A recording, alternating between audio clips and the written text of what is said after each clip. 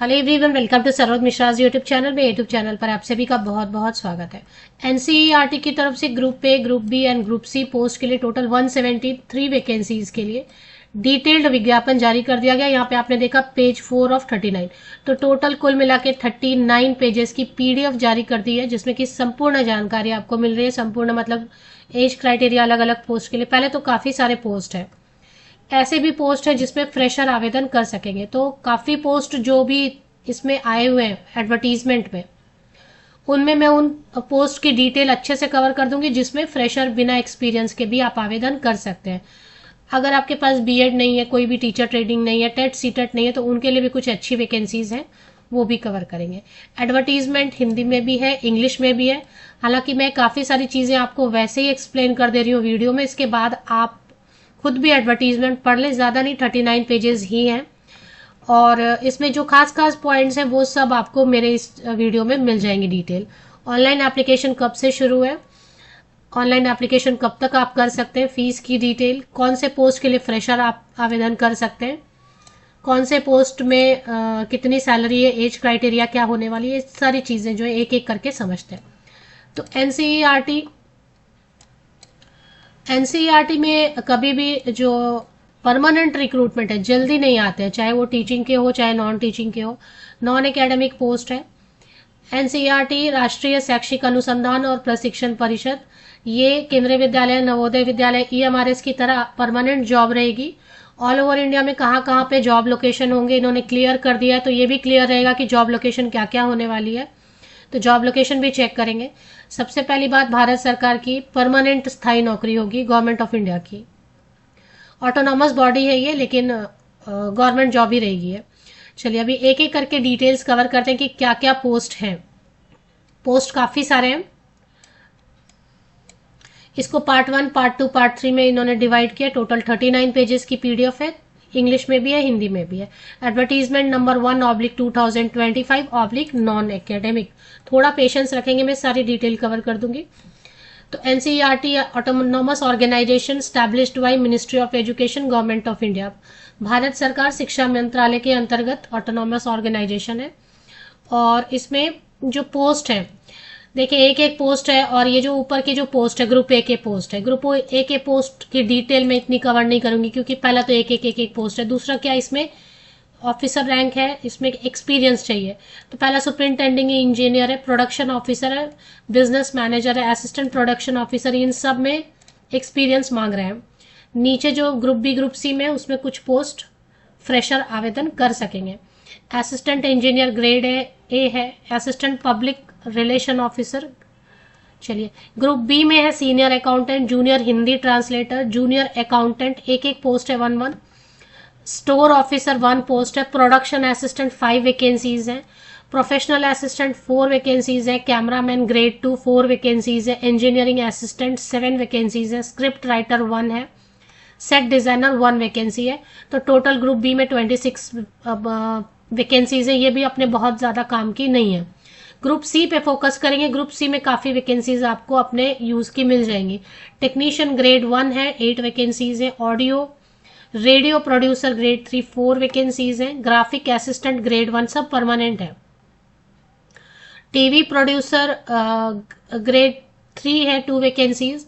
Semi professional assistant 2 vacancies. Senior proof reader English में 1 vacancy है। Store keeper में 3 vacancy है। कंप्यूटर ऑपरेटर ग्रेड 3 2 वैकेंसीज है। Floor assistant 3 vacancies है। Film assistant 2 vacancies है। Graphic assistant grade 2। Store keeper grade 2 19। ये वाली check करेंगे स्टोर कीपर के लिए क्या मांग रहे हैं, क्योंकि 19 वैकेंसीज है। अब यहां से आप ध्यान देंगे, ये अपने काम की वैकेंसीज आ गई। लैब में आपको काम करने का मौका मिलेगा, मतलब एग्जैक्टली टीचिंग का पोस्ट नहीं रहेगा, बट ठीक है इक्विवेलेंट टू टीचिंग, क्योंकि लैब में काम मिल रहा है आपको। आपके पास अभी टीचर ट्रेनिंग नहीं है, सीटेट नहीं है, टेट नहीं है, तब भी आप अप्लाई कर सकते हैं। सिर्फ ग्रेजुएशन मांग रहे हैं, सिर्फ संबंधित विषय में ग्रेजुएट होना होगा। और ऐसे कई सारे पोस्ट हैं। लैब असिस्टेंट फिजिक्स, तो आपने बीएससी किया हो फिजिक्स से। लैब असिस्टेंट केमिस्ट्री 5 वैकेंसीज है, बीएससी केमिस्ट्री से किया हो। लैब असिस्टेंट कंप्यूटर साइंस है, अब इसमें बैचलर डिग्री आपका ग्रेजुएशन कंप्यूटर साइंस से, 2 वैकेंसीज। ज्योग्राफी, आपने ग्रेजुएशन किया हुआ है बीए ज्योग्राफी सब्जेक्ट से, तो 3 वैकेंसीज है। इंग्लिश इंग्लिश में आपने बीए किया हुआ है, साइकोलॉजी 3 वैकेंसीज है, साइकोलॉजी से आपने ग्रेजुएशन किया हुआ है, एग्रीकल्चर 1 वैकेंसी है, लैब असिस्टेंट बायोलॉजी 1 वैकेंसी है, lab assistant zoology 1, lab assistant home science 1, lab assistant mathematics 2, lab assistant science 1। तो ये सब जो लैब असिस्टेंट के जितने भी पोस्ट है इसमें सिर्फ संबंधित विषय में आप ग्रेजुएट हैं तो अप्लाई कर सकते हैं। सबके लिए ऊपरी आयु सीमा 27 ईयर्स दिया हुआ अनरिजर्व्ड कैटेगरी के लिए, अनारक्षित वर्ग के लिए, जनरल के लिए 27 मतलब 18 से 27 साल, और एज में रिलैक्सेशन मिलेगी भारत सरकार के नियमों के अधीन। तो ये जो लैब असिस्टेंट वाली zoology, home science, psychology, biology, maths, सब साइंस, कंप्यूटर साइंस, सब में ग्रेजुएट होना काफी है, प्रतिशत अंकों का भी प्रॉब्लम नहीं है। तो ये अच्छी पोस्ट है, इसके लिए आवेदन कर सकते हैं, फ्रेशर भी आवेदन कर सकते हैं, कोई एक्सपीरियंस नहीं मांगा गया है। अब इसके बाद एक और अच्छी पोस्ट बनती है यहाँ पे लोअर डिवीजन क्लर्क एलडीसी की 54 वैकेंसीज है, नंबर ऑफ वैकेंसीज भी अच्छी खासी है। कोई भी 12th पास कैंडिडेट, कोई भी आर्ट्स, साइंस, कॉमर्स किसी भी स्ट्रीम से आपने 12वीं पास कर लिया है तो वो अप्लाई कर सकते हैं। एग्जैक्ट क्वालिफिकेशन फिर से एक बार चेक कर लेंगे। तो बेसिकली अपना फोकस लैब असिस्टेंट वाली पोस्ट पे रहेगा और एलडीसी वाली पोस्ट पे रहेगा। Senior library attendant, film joiner, lightman, painter, toucher grade 2 and carpenter, ये सब आप समझ रहे हैं कि आईटीआई वगैरह होना होगा। तो ये सब वैकेंसीज हैं। अब जैसे सुपरिंटेंडिंग इंजीनियर, इन सब में एक्सपीरियंस मांग रहे हैं तो मैं इसको ग्रुप ए की पोस्ट को स्किप कर देती हूँ। आपको लग रहा है आपके पास एक्सपीरियंस है रिलेटेड, अब जैसे प्रोडक्शन ऑफिसर, तो प्रोडक्शन या प्रिंटिंग या इन सब से रिलेटेड कुछ है तो आप देख लें। सीनियर अकाउंटेंट, तो अभी कॉमर्स इकोनॉमिक्स वाले कैंडिडेट एक्सपीरियंस है तो चेक कर लें। जूनियर हिंदी ट्रांसलेटर में एक्सपीरियंस नहीं भी है, अगर सर्टिफिकेट है ट्रांसलेशन का Hindi to English and English to Hindi तो अप्लाई कर सकते हैं मास्टर डिग्री वाले। स्टोर ऑफिसर, इसमें एक्सपीरियंस चाहिए। आगे बढ़ते जाएंगे क्योंकि जहां भी एक्सपीरियंस है मैं स्किप करते जा रही हूँ। बेसिकली मैंने आपको बताया कि फोकस अपना वही रहेगा। स्टोर कीपर ग्रेड 1 के लिए देखिए एक्सपीरियंस मांग रहे इसलिए स्किप कर दिया। स्टोर कीपर ग्रेड 2 चेक करेंगे क्योंकि ग्रेड 2 में हो सकता है एक्सपीरियंस नहीं मांग रहे हो। तो ये देखिए स्टोर कीपर ग्रेड 2 में भी एक्सपीरियंस मांग रहे हैं 3 इयर्स का, तो स्टोर कीपर वाली पोस्ट वही अप्लाई कर सकते हैं जो कि सर्टिफिकेट भी रखते हैं रिलेटेड और एक्सपीरियंस है। देखिए अभी लैब असिस्टेंट जितना भी था, चाहे वो बायोलॉजी था, चाहे वो केमिस्ट्री था, मैथ्स था, साइकोलॉजी था, ज्योग्राफी था, जितने भी लैब असिस्टेंट मैंने पढ़े उनमें सिर्फ ग्रेजुएशन होना चाहिए, दैट्स ऑल। और आपको वो अभी आपको अगर केमिस्ट्री लैब में भेजेंगे तो आपको उसका इक्विपमेंट आना चाहिए। एक्सपीरियंस मतलब ऐसे नहीं कि 6 महीने 1 साल का एक्सपीरियंस मांग रहे हैं, ऐसा नहीं मांग रहे हैं, आपको आना चाहिए। अब जैसे केमिस्ट्री लैब में आप जाएंगे, आपको पता ही नहीं है कि केमिस्ट्री लैब में वो इक्विपमेंट्स कैसे हैंडल करते हैं। बायोलॉजी लैब में आप जाएंगे, आपको रीडिंग लेनी नहीं आएगी माइक्रोस्कोप से, तो वैसा नहीं होना चाहिए, आपको आना चाहिए। जिस भी लैब में आप, कंप्यूटर लैब में आप जाएंगे, आपको कंप्यूटर ही नहीं आता है ठीक से, तो वो चीज बोल रहे हैं कि वो आपको आना चाहिए, जो काम आप करने जा रहे हैं वो आपको आना चाहिए और संबंधित विषय में ग्रेजुएशन होना चाहिए। प्रतिशत अंकों का प्रॉब्लम नहीं है। लोअर डिवीजन क्लर्क एक और वैकेंसी, अच्छी वैकेंसी बन रही है, 54 पोस्ट है इसमें 12th पास आर्ट्स, साइंस, कॉमर्स किसी भी स्ट्रीम से कितने भी प्रतिशत अंकों के साथ किया हुआ बिल्कुल आवेदन कर सकते हैं। और इसमें रिटन टेस्ट होगा, सिलेक्शन के लिए सिर्फ एक परीक्षा होगी, लैब असिस्टेंट के लिए भी सिर्फ एक परीक्षा होगी, दैट्स ऑल। तो लोअर डिवीजन क्लर्क के लिए एज की क्राइटेरिया चेक करेंगे क्योंकि इसमें सिर्फ 12वीं पास मांग रहे हैं, एक्सपीरियंस की कोई जरूरत नहीं है, पर प्रतिशत अंकों का कोई प्रॉब्लम नहीं है।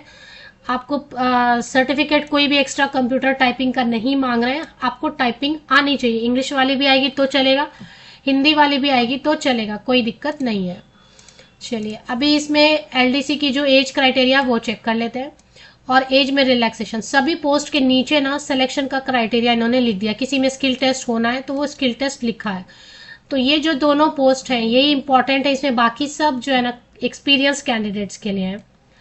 तो एज लिमिट टेबल 2 में ही लिखा हुआ है, पेज नंबर 2 से आप चेक करना शुरू करेंगे जिस पोस्ट के लिए आपको एप्लीकेशन करना है, क्योंकि अभी आप एक्सपीरियंस कैंडिडेट हैं या क्या है। तो लैब असिस्टेंट के लिए अनरिजर्व्ड कैटेगरी के लिए 18 से 27 साल है और एज में रिलैक्सेशन मिलेगी आपको। अगर आप SC/ST कैंडिडेट है वो एज में रिलैक्सेशन एक ही बार में कवर करते हैं। लोअर डिवीजन क्लर्क के लिए भी अपर एज लिमिट 18 से 27 साल है। तो 18 से 27 साल तक के कैंडिडेट लोअर डिवीजन क्लर्क में अनरिजर्व अप्लाई कर सकते हैं। अगर आप रिजर्व कैटेगरी से तो एज में रिलैक्सेशन डिस्कस कर लेते हैं।